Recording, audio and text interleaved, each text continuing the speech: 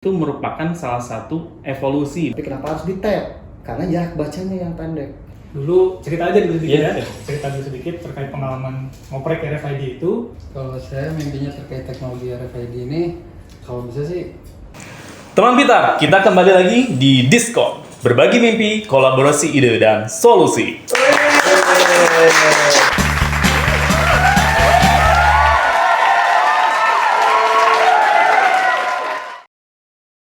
Diskon itu wadah komunikasi buat para teman pintar saling berdiskusi tentang inovasi dan teknologi, organization and people development, business and strategic management, operational management, dan juga hal lainnya. Untuk perannya terbagi menjadi 3. Pertama, guest speaker untuk membawakan materi. Kedua, penanggap yang menanggapi materi tersebut. Dan yang ketiga, moderator. Materi referensi akan dibagikan maksimal H-1 sebelum diskon dimulai.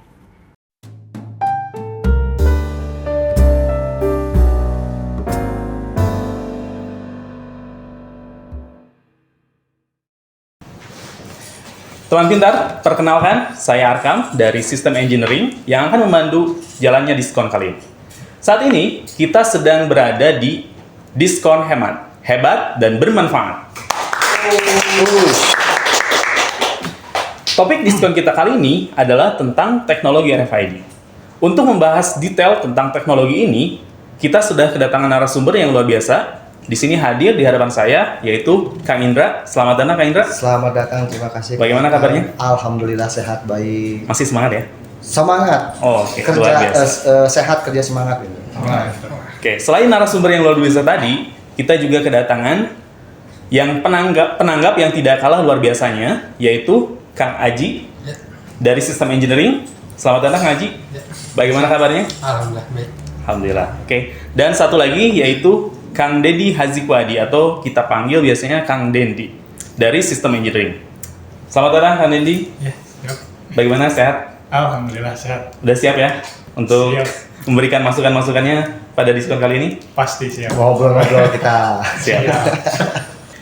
RFID merupakan kependekan dari Radio Frequency Identification. Teknologi RFID pertama kali digagas pada dekade 1940-an. Namun, baru digunakan mulai pada dekade 1970-an. Saat ini, di Indonesia sudah sering kita jumpai penerapan dari teknologi RFID ini. Seperti kita bisa jumpai di beberapa toko retail, ada anti-theft system ya. Jadi kalau misalnya kita bawa barang-barang yang belum kita bayar, keluar melewati gate-nya gitu ya, itu akan bunyi gitu. Nah, itu namanya anti-theft system. Kemudian ada juga akses kontrol untuk di hotel, parkir ya, atau bahkan di gerbang tol untuk pembayaran. Lalu dan yang terakhir ada yang dekat banget dengan kita yaitu KTP elektronik. Itu semua merupakan salah satu penerapan dari teknologi RFID ataupun mungkin turunan dari teknologi RFID. Nah, seiring berjalannya waktu, teknologi RFID semakin berkembang dan tentunya semakin banyak kita gunakan di kehidupan sehari-hari. Namun, banyak dari kita yang mungkin belum sadar akan teknologi ini. Maka dari itu, supaya kita lebih mengenal tentang teknologi RFID ini, kita akan mulai dulu nih ya ke Kang Indra. Kang Indra, tadi prolog sedikit ya. RFID itu kan singkatannya dari Radio Frequency Identification. Iya, Nah, betul. mungkin bisa dijelaskan lebih detail apa sih itu teknologi RFID? Baik, terima kasih Kang Arkam. Jadi kalau kita lihat dari singkatan itu RFID, Radio Frequency Identification. RF berarti radio frekuensi gitu. Itu ada 3 komponen utama sebetulnya kalau bertanya apa sih itu RFID? Yang pertama itu RF-nya, radio wave. Itu merupakan media komunikasi ya. Kemudian yang keduanya itu kita berhadapan dengan inlay. Inlay itu kalau diterjemahkan adalah satu ruang memori penyimpanan. Kemudian yang ketiga adalah tentu saja identitas, ID yang unik gitu dan tidak akan sama dengan yang lain gitu. Jadi ketiga komponen itu kalau misalkan ditanya secara singkat dan umum gitu ya, apa sih RFID? RFID itu pokoknya radio wave, dia punya memori inlay, kemudian dia punya ID. Itu secara singkat sekali gitu. Oke. Mungkin seperti itu dulu ya. Siap. Oke, nah tadi kita udah tahu ya, RFID itu ada inlay, kemudian ada di dalamnya memori, Ya. dan ada ID-nya ID yang unik gitu ya. Yang unik, sendiri. ya, unik. Nah, terkait RFID bisa dijelaskan lebih detail nggak terkait gambaran sistem dari penerapan RFID teknologi ini? Oke, baik, kalau kita lihat ungkap lagi dari radio wave ya. Radio wave itu kan ada dari low frekuensi sampai super high frekuensi, tapi kita batasi sampai UHF ya, ultra high frekuensi. Itu kan ada low, ada high, ada very high, ada ultra high gitu, kita batasi sampai 2,4 GHz gitu ya. Nah, terkait RFID sendiri yang tadi saya ceritakan dari low frekuensi sampai very high atau ultra high frekuensi, itu merupakan RF-nya, gelombang radionya. Nah, ID-nya di mana gitu kan yang ditanyakan. Itu standarisasi atau misalkan atau bisa disebut juga sebuah teknologi yang dicetuskan, yang tadi sudah dikatakan oleh Kang Arkam juga ya, ada prolognya dari tahun sekian sampai mulai diterapkan itu tahun 2014, karena memang pengembangan suatu teknologi itu tidak serta-merta 1 tahun langsung beres, nggak bisa. Itu puluhan tahun sampai teknologi itu mature gitu ya. Nah, dari RF tadi ada beberapa turunan-turunan. RF itu kan media komunikasi ya. Seperti kalau misalkan kita lihat sehari-hari kabel gitu kan, kemudian wireless, dan itu wireless juga RF sebetulnya gitu ya. Radio frekuensi. Cuman teknologi yang disematkan, kenapa disebut wireless apa gitu. Nah, ini kenapa disebut RFID, karena gelombang RF itu dimanfaatkan untuk komunikasi tag transponder yang mempunyai ID yang unik gitu. Secara singkatnya untuk menggantikan eksistensinya barcode. Gitu. Jadi secara singkatnya ya, kalau dulu kan identifikasi peralatan kan kita pakai serial number, barcode-nya 1 dimensi, barcode 2 dimensi, kemudian berevolusi jadi QR code. Wah, itu jauh-jauh lagi. Nah, yang paling modern sekarang itu adalah RFID.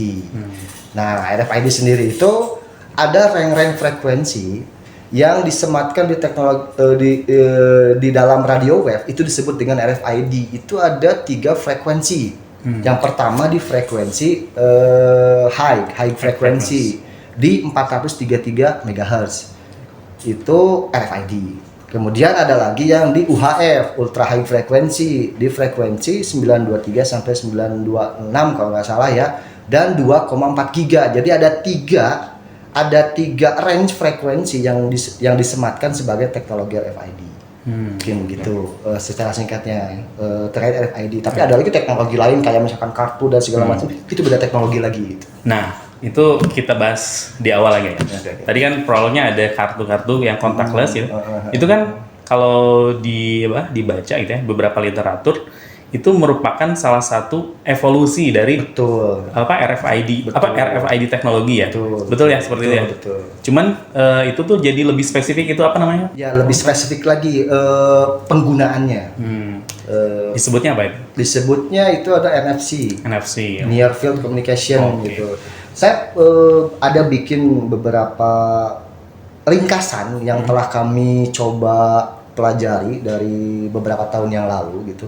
Nah, apa itu RFID? Nah, itulah dari 3 komponen itu. Kemudian di sini juga ada band frekuensi yang disebut dengan RFID, itu yang mana yang lebih ditekankan itu adalah standarisasinya.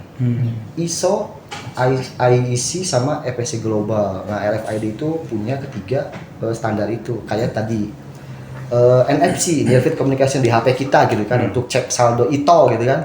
Gampang, tinggal tap gitu kan. Dia contactless juga, tapi kenapa harus di tap? Karena jarak bacanya yang pendek. Hanya maksimal secara datasheet itu kurang lebih 7 cm. Tapi karena di molding, ditutup dengan casing segala macam supaya powernya tidak terlalu tinggi, di set di embedded HP-nya supaya tidak ada radiasi ke lingkungan yang lainnya karena radio wave ya. Itu berkesimpulan lah semua penemu-penemu itu pencipta handphone itu menerapkan 2 cm saja. Jadi cuma 2 cm pembacaan komunikasi, dan ISO-nya berbeda dengan ISO ektp kita. Oh, itu berbeda. Sama, ektp kita juga RFID sebetulnya, cuman ISO-nya itu berbeda. Cuman memang bukan RFID-nya, tapi dia teknologi Mivare yang merupakan brand dari salah satu perusahaan di Singapura gitu. Oke, siap.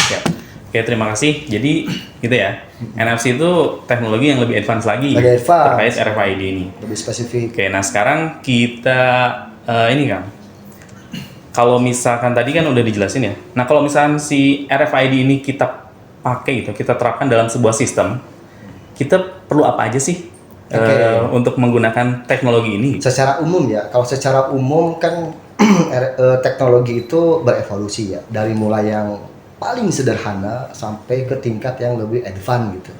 Yang paling sederhana saja ini saya paparkan. Yang paling sederhana itu pasti ada 4 komponen, bisa dibilang 3 komponen utama sih ya. Kalau 4-nya itu syarat gitu. Jadi 3 komponen utama, yang keempat itu syarat. Yang pertama itu komponen pertama itu readernya. Sistem RFID itu harus punya reader, pembaca gitu. Kemudian ada antena karena berhubungan dengan radio frekuensi. Dia harus memancarkan sebuah gelombang, maka harus ada antena. 2. Ketiga itu controller atau sistemnya, entah itu PC, entah itu tablet, entah itu HP, entah itu microcontroller atau apapun gitu ya yang disebut dengan sistem. Nah, ini 3 syarat utama yang ada.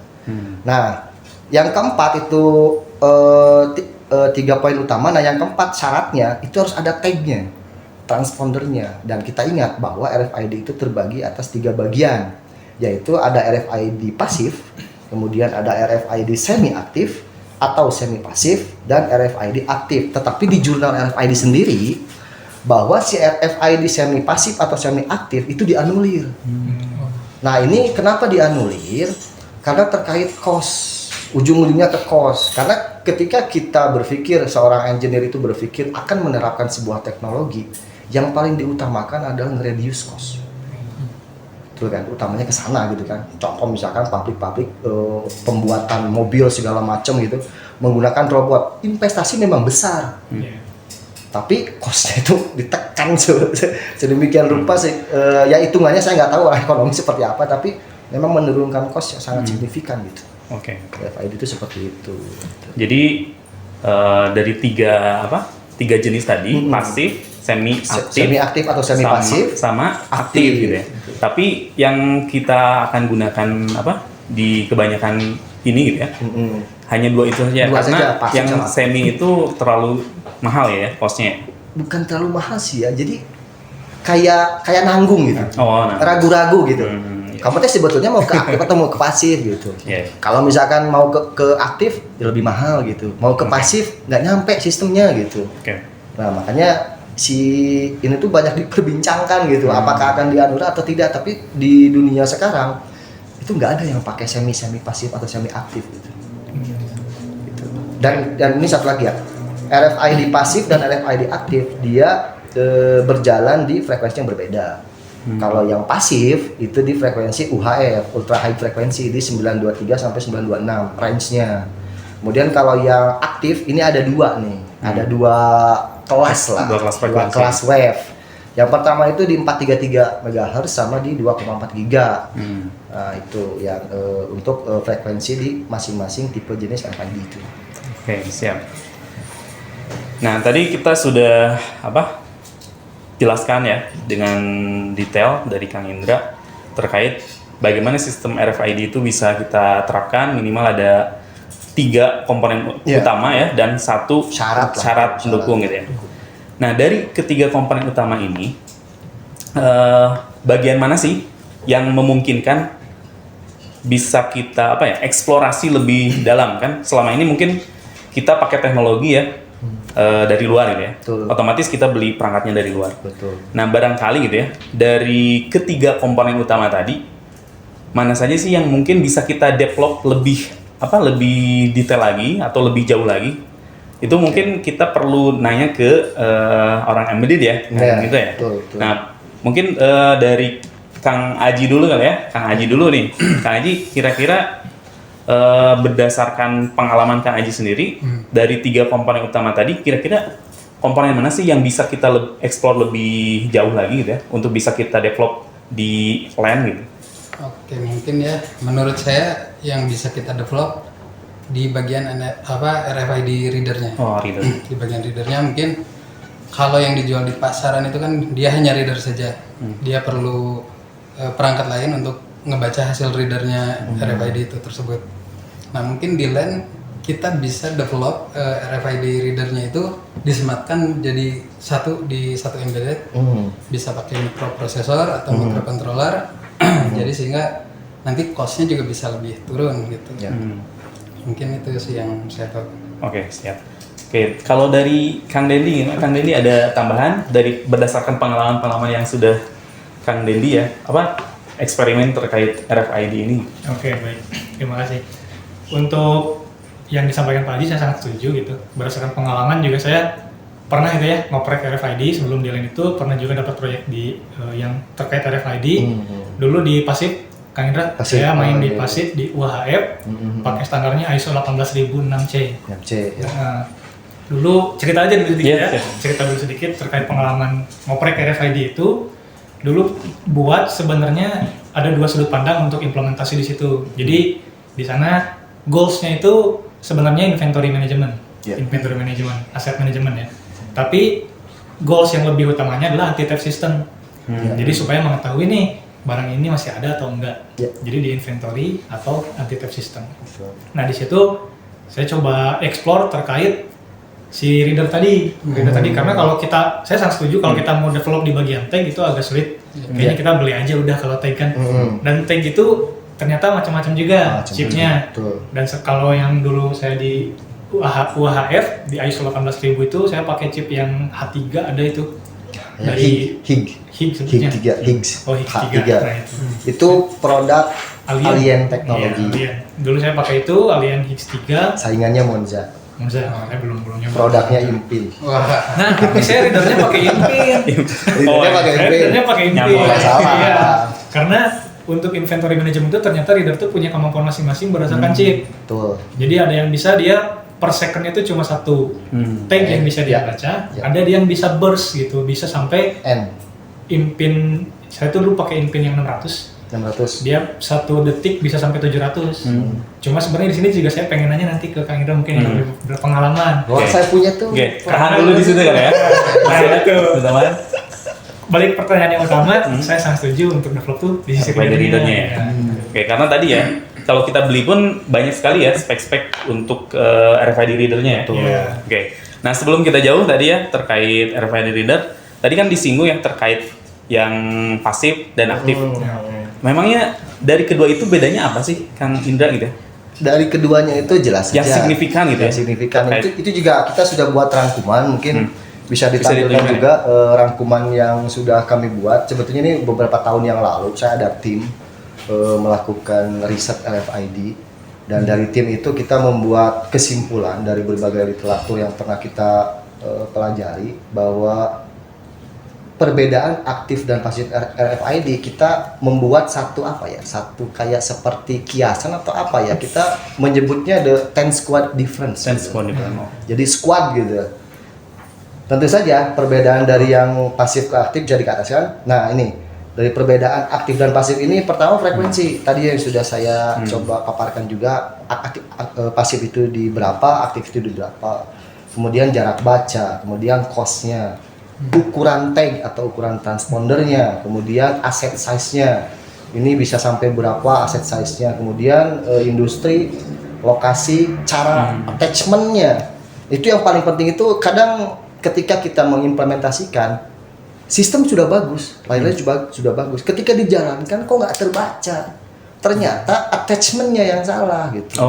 Karena apa? Kalau gelombang radio itu ketika ketemu air dia diserap. RF itu kalau ada air diserap. Tapi ketika RF itu ketemu metal, dia dipantulkan. Nah itu, makanya ketika instalasi tag tadi terkait attachment method, kita harus mengetahui environment sekitar. Harus mengetahui itu, kemudian peletakan readernya, kemudian peletakan antena, dan peletakan si transponder pada media yang akan diidentifikasi. Kemudian tentu saja dilihat dari baterai. Dan yang kalau yang pasif kan itu nggak pakai baterai, dia powernya dari gelombang RF yang dipancarkan oleh antena. Jadi kayak dia itu kayak tag yang lagi tidur gitu. Tag tidur, ditoel sedikit langsung bangun gitu kan. Langsung ngasih komunikasi. Jadi ada sleep mode-nya. Ada sleep mode. Jadi dia tidur aja kalau nggak ada dapat power dari si antena. Tapi kalau aktif dia seperti beacon. Terus mengeluarkan pancaran gelombang RF. Ting ting ting. Ini ada reader. Ketika ting ting ketemu di tengah, cat komunikasi dia. Nah, makanya jarak bacanya itu lebih jauh.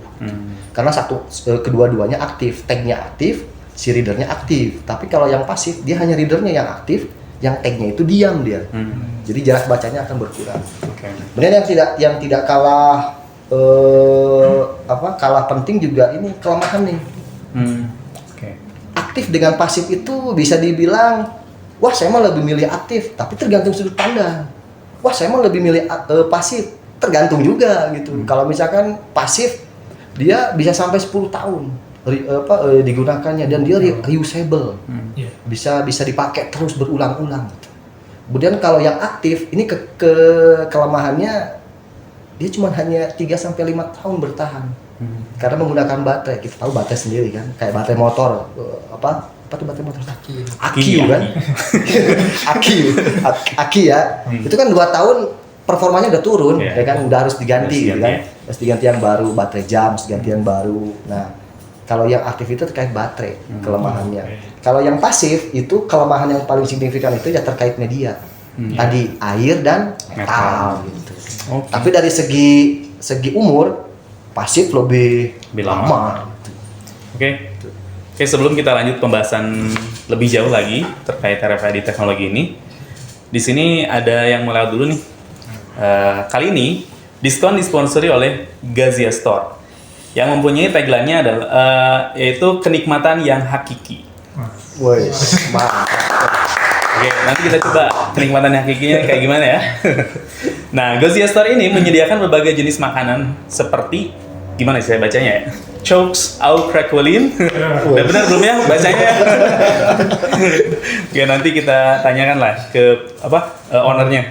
Kemudian ada pie susu dengan beraneka rasa, ada original, blueberry, green tea, coklat, bahkan strawberry, tapi di sini lagi nggak ada kayaknya.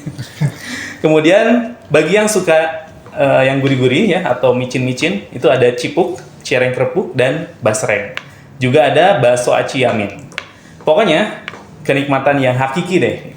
Nah, di depan kita ini ada contoh produknya, yaitu pie susu. Dan tadi ya, saya sebutnya agak sulit nih, chokes. Pokoknya saya panggilnya chokes ya, chokes au craquelin. Ini kalau di daerah saya, kue aja nih, Mas. Nah, untuk harga chokes au craquelin tadi, itu mulai dari 30.000, isinya ada 5. Kemudian untuk pie susunya, hanya 2.000 saja. Nah, untuk membuktikan kenikmatan yang hakikinya tadi, mari kita nikmati dulu nih hidangannya. Ketika dimakan nggak akan pernah melek kan? Nah, nggak akan pernah melek gitu. Nah, itu kenikmatan yang lain. Saya bahaya nih kalau melek ini tiba-tiba melek udah nggak ada orang gitu. Oke, silakan dinikmati Kang Indra. Silakan. Oke, Kang Dendi ya. Saya coba yang ini ya. Ini rasa apa ini? Nah, itu nggak tahu. Coba aja dulu. Kang Haji, Kang Haji. Siap. Kita coba ya. Cuks, kenikmatan yang hakiki ini. Cuks. Bismillah.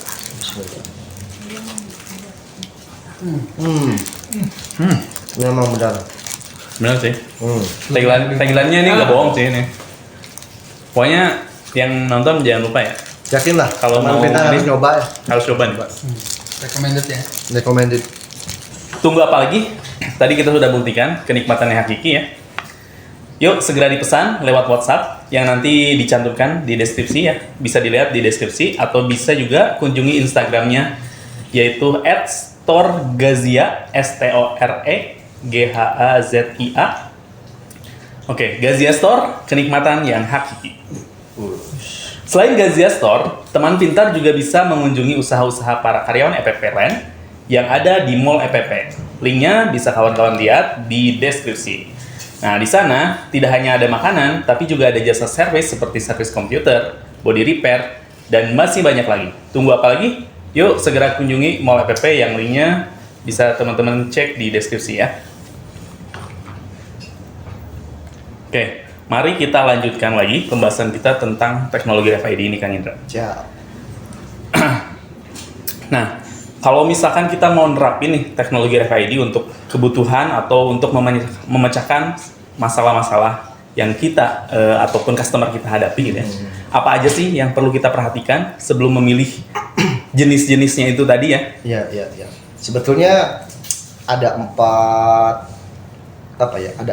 cara yang bisa dilakukan, tapi itu tidak berurutan ya. Tidak berurutan harus cara pertama, kedua, ketiga, enggak. Jadi dia saling mix gitu. Tapi ujung-ujungnya itu kan cost efektif ya. Ujung-ujungnya itu ke sana. Dan dia application-nya visible ya. Visibility-nya terlihat, aplikasinya situ bisa terlihat gitu. Tapi sebelum jauh ke sana, saya mau coba menguraikan lagi yang tadi sebelumnya bahwa teknologi RFID itu kalau dari yang general itu kan ada beberapa komponen. Tadi saya sempat ngomong dari yang general sampai advance gitu ya. Yang tadi sempat disinggung oleh Kang Aji juga bahwa si readernya dapat dijadikan embedded dalam satu mikroprosesor ya. Gitu. Antenanya juga sebetulnya bisa ya kalau seperti itu ya Kang Aji ya.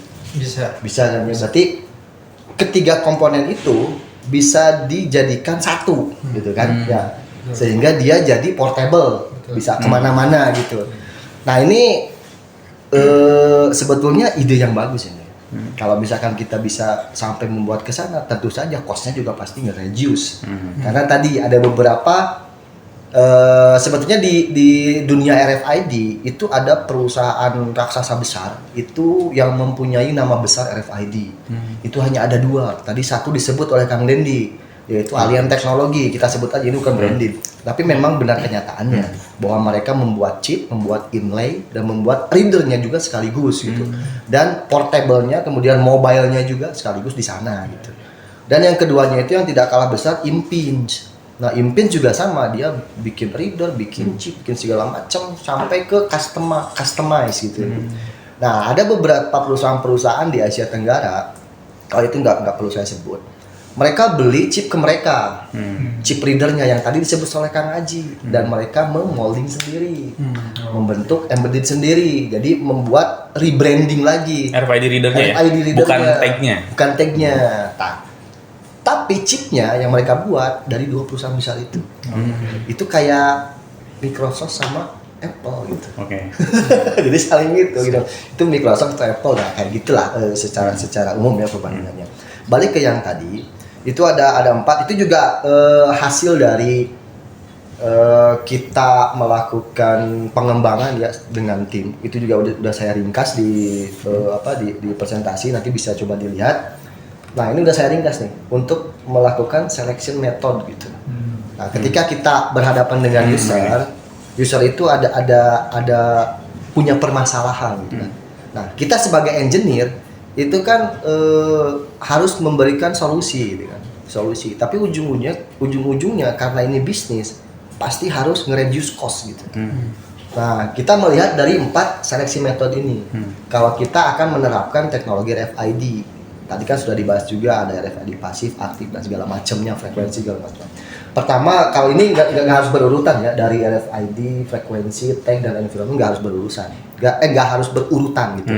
Apakah kita mau melihat dari sisi environment-nya dulu? Nah, kita lihat tadi environment, apakah environment-nya di sekitaran danau atau air, banyak air, atau di pabrik yang pabriknya memang memproduksi metal, atau misalkan pabrik plastik yang tidak ada metal, nah itu bisa dipertimbangkan untuk pemilihan jenis RFID-nya. Kemudian dari frekuensi, kalau misalkan kita udah turun, misalkan kita di pabrik baja nih, oke ini kita di pabrik baja, akan melakukan identifikasi menggunakan teknologi RFID.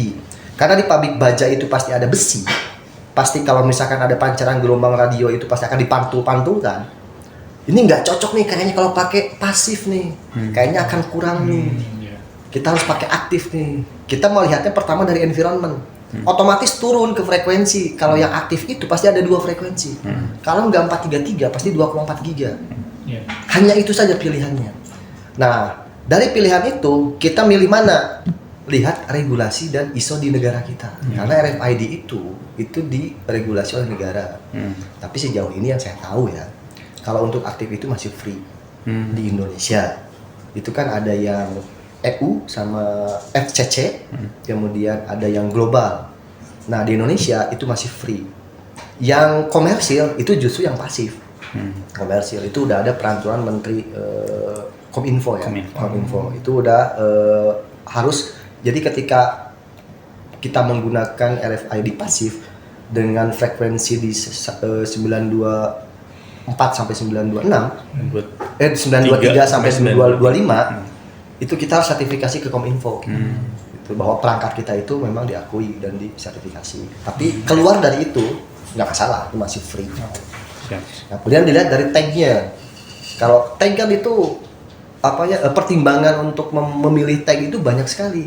Dari bentuk, kemudian dari apakah dia tag-nya read saja atau read write. Kalau read saja pasti lebih murah daripada read write.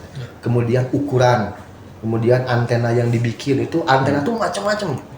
Ada yang bentuknya kotak panjang, itu tergantung dari moldingannya nanti yang akan diterapkan ke item yang akan kita identifikasi. Contoh misalkan, kalau misalkan di swalayan, di supermarket kan, toko baju lah. Toko baju nggak mungkin kita misalkan pakai tag yang bahannya dari besi gitu.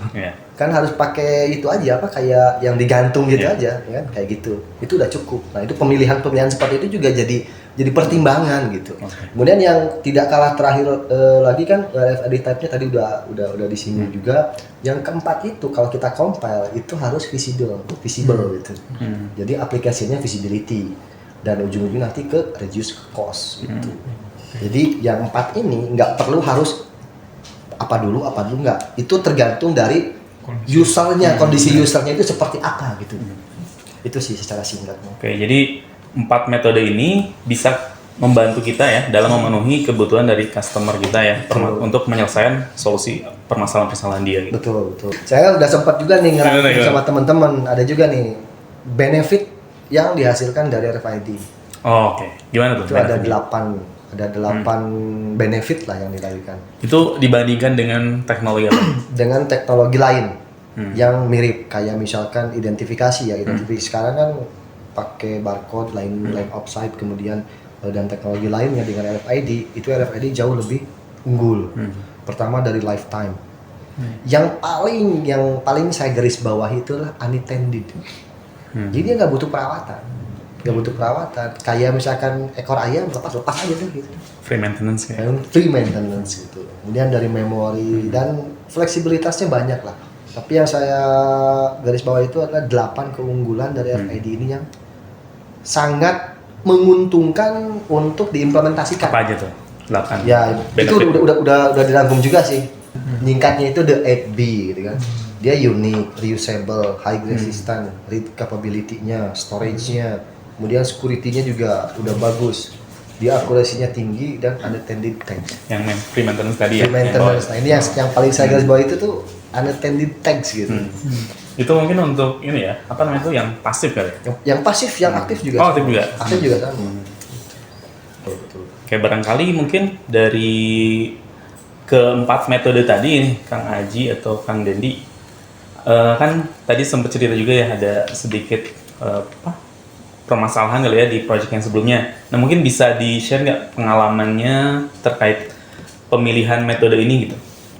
Kang Dendi dulu kali ya? Dari Kang Dendi silakan Kang Dendi. Oke, baik. Kalau saya tadi kan ada pengalaman dikit ya di situ terkait dua sudut pandang, apakah dia mau dibikin theft management anti theft system atau inventory management system.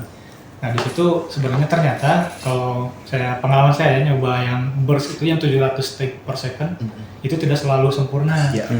Jadi perlu improvement. Mungkin saya kurang tahu ya, kurang ini untuk improvementnya sebenarnya di sisi antena.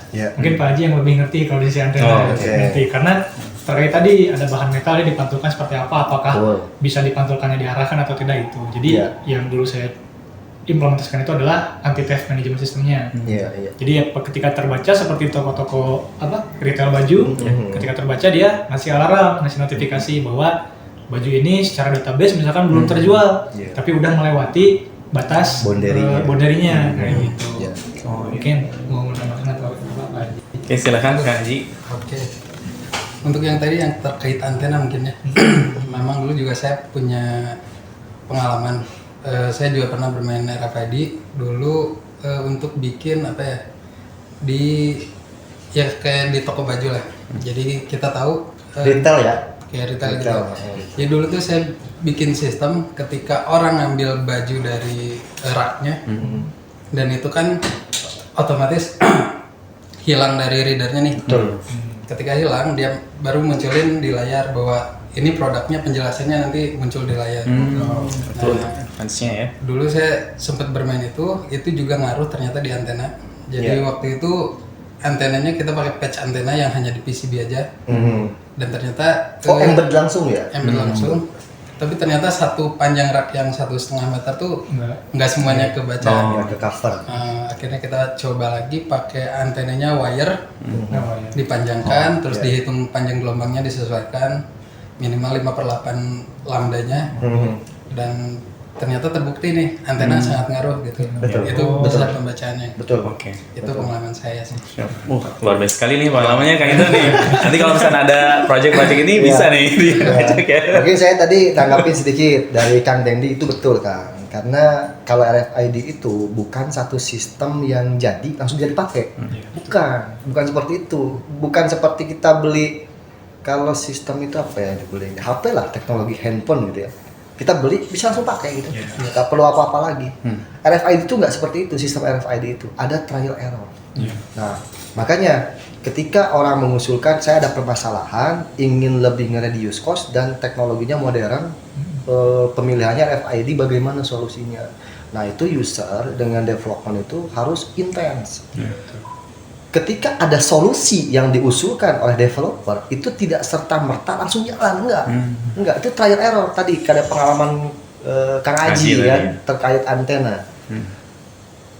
Dari antena juga ada bermacam-macam pancaran gelombang. Itu ada yang sirkular, ya kan? Kemudian ada yang horizontal, ada yang vertikal, kemudian beamnya ada yang widthnya ya, ada yang besar, ada yang kecil.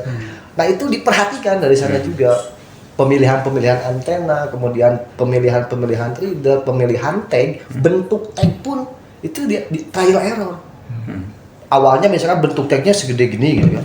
Kemudian lama-lama setelah trial error, ternyata wah ini cocoknya hanya bentuknya kayak seperti pin gitu, atau seperti kancing gitu, bulat gitu kan. Dan kita juga di situ kan harus memikirkan inlay-nya seperti apa gitu kan. Nah, itu memang trial error, faktanya memang seperti itu RFID itu. Oke, siap. Gitu. Oke. Terkait RFID teknologi ini kita udah bahas ya tadi, banyak di retail, terus di keuangan juga mungkin ya. Nah, kira-kira ada industri lain nggak, Kang Indra, yang bisa menerapkan teknologi RFID ini untuk solusi permasalahan-permasalahannya? Oh, banyak. Bisa dijelaskan lah secara singkat dulu mungkin ya. Mungkin secara singkat itu ada 6 industri lah ya yang sering menggunakan ini: otomotif, kemudian oil gas mining, healthcare, retail, kemudian asset management system, dan juga kayak lomba-lomba. Race gitu ya. Racing. Contohnya kalau racing nih, kita akan lebih tahu lebih cepat ketika ada yang akan menang gitu ya, terus ada yang runner up gitu ya, akan sama-sama maju ke final gitu. Kan itu harus dianalisis. Kalau pakai LPR, kalau pakai LPR kan license plate recognition misalkan, atau misalkan foto dari jaringan saraf tiruan, itu kan ada proses yang butuh proses bahwa ini siapa sih yang sebetulnya yang duluan gitu. Pakai RFID instan, langsung ketika lewat langsung dia yang menang gitu. Jadi nggak ada kecurangan di situ, nggak ada hold proses yang memungkinkan adanya kecurangan gitu. Paham kan? Bisa kalau Formula One gitu kan, kecepatannya kan kayak gimana gitu kan. Kalau pakai RFID itu langsung cek, oh dia nomor 1. Itu contoh. Oke, banyak sekali ya industri yang bisa menerapkan teknologi RFID ini. Barangkali dari Kang Dendi atau Kang Haji ada yang mau disampaikan sebelum kita akhiri diskusi kita hari ini? Mungkin saya mau ada pertanyaan nih. Siap. Oke, kita kan PTLN nih sekarang bergeraknya jadi di Inhan ya, industri pertahanan. Oke, dan di bagian elektroniknya. Betul. Tentunya. Nah, kira-kira nih teknologi RFID ini di bidang pertahanan dan keamanan bisa diterapkannya di seperti apa sih gitu? Oke, baik. Sebetulnya sangat bisa sekali, karena basicnya itu kalau untuk RFID itu kan identifikasi. Itu menggantikan barcode lah istilahnya, menggantikan serial number. Kalau kita beli barang di swalayan yang notabene teknologinya masih pakai infrared ya, yang harus line of sight pembacaannya itu tit. Nah, di dalam industri pertahanan juga ketika kita pegang senjata itu kan harus terregistrasi dan ada nomornya gitu. Nah, RFID bisa di-combine dengan fingerprint. Bisa juga ada senjata yang dua teknologi tapi memang belum saya nggak tahu apakah sudah diproduksi atau belum ya di Jerman sana gitu. Jadi senjata itu dia nggak akan bisa ditembak sama orang lain kecuali pakai fingerprintnya. Oke. Tapi mahal banget. Nanti kalau misalnya kotor gimana? Di film-film ada. Di film-film ada itu. Di film-film ada. Di implementasi dunia nyatanya itu sedang dikembangkan. Pasti sih ya. Sedang pasti. Dari science fiction awalnya jadi real ini. Betul. Nah, RFID sendiri kalau misalkan di pertahanan itu kan lebih ke banyak peralatan alutsista ya. Yang notabene peralatannya tuh speknya pasti industrial, nggak abal-abal. Pasti industrial. Contoh radio. Pasti industrial, nggak mungkin handphone biasa gitu kan dibawa ke hutan-hutan, ke hujan. Nggak akan kuat ya. Nah, RFID bisa menampung semua itu. Dan RFID pun sebetulnya itu adalah tadi teknologi basic sebetulnya. Jadi dari dasar bisa sampai ke advance. Tadi kalau ke advance itu salah satu contohnya RTLS, Real Time Location System, di mana kita bisa melakukan monitoring di sumbu X, Y, bahkan Z. X, Y, bahkan Z. Dan itu combine dengan teknologi lain. Misalkan RFID di-combine dengan ultrasonic dan juga di-combine dengan infrared yang nantinya akan menghasilkan produk salah satunya room locator. Kemudian kalau untuk tahu Z, kalau misalkan kita pakai GPS itu kan latensinya kurang lebih 10 meter lah ya. Titik kesesuaiannya, akurasinya. RFID itu sangat akurat, itu sangat akurat. Dikombin dengan teknologi ultrasonic tadi dan atau infrared, itu bisa ketahuan Z-nya, XYZ. Pernah juga beberapa pengalaman, tapi belum sampai sempat mengimplementasikan yang RTLS tadi ya, kayak tadi access door dan segala macam. Wah sebetulnya itu kalau secara sistem itu bisa dimodifikasi sedemikian hingga gitu. Sedemikian hingga itu kan tak terbatas sebetulnya, tak terbatas. Nah, Peluangnya banyak banget ya. Peluangnya untuk banyak pengembangan banget. teknologi ini. Betul, peluangannya N gitu. Alutsista tadi bisa dipisahkan berdasarkan jenis senjata api, berdasarkan apa. Terus si panglima atau jenderal itu sebetulnya bisa monitoring. Bisa monitoring. Ini tank kita ada di markas ada berapa puluh yang siap ready. Yang siap ready itu bukan apakah siap ready jalan atau siap ready tempur. Jadi kalau di kalau di militer itu ada kesiapan senjata. Kesiapan senjata itu sampai dengan amunisi. Jadi tidak hanya siap jalan maju aja enggak. Dia diperhitungkan bensinnya ada berapa lagi. Kemudian senjatanya apakah lengkap, mana yang tidak jalan, mana yang rusak, mana yang masih on fire, mana yang mana. Nah itu diperhatikan tuh. Di militer itu seperti itu, detailnya itu. Makanya ketika ada pertempuran, gudang itu sangat riskan sebetulnya. Makanya harus ada monitoring dan sistem pemantauan di gudang itu sendiri. Itu sangat memungkinkan sekali untuk menerapkan RFID. Luasnya sekali ya. Luas sekali. Gitu ya untuk mungkin salah satu gitu ya dari insight dari Kang Indra terkait penerapan RFID teknologi di industri pertahanan. Mungkin itu. Terima kasih banyak Kang Indra, Kang Haji, Kang Dendi.